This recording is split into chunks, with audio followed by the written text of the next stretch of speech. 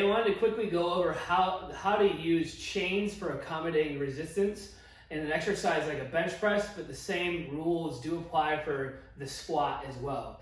So when you're using chain resistance or accommodating resistance on a bench press, the goal should be that the chains totally unload in the bottom position. Also, when you unrack it, you want a little bit of chain to still be touching the floor.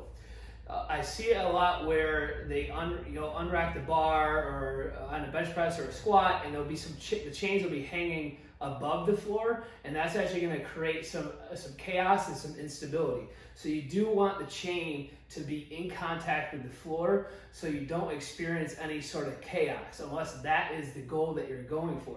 If that is the goal you're going for, you're not using the chains for accommodating resistance, but you're using it for chaos training.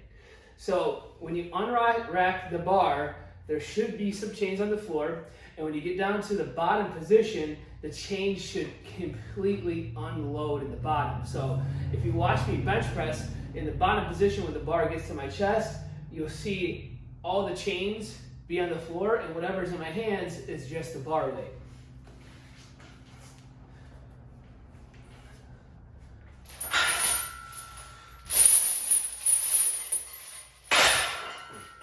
So as you can see in the bottom, I had no chain resistance, and as I came up, the chains started to unravel and the weight increased as I went up to the top.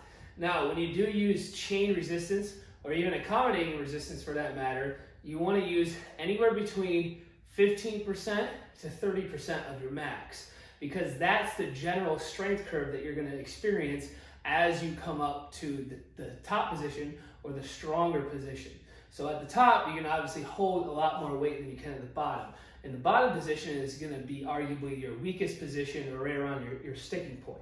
So in that position, or your weakest position, you want essentially just the bar weight.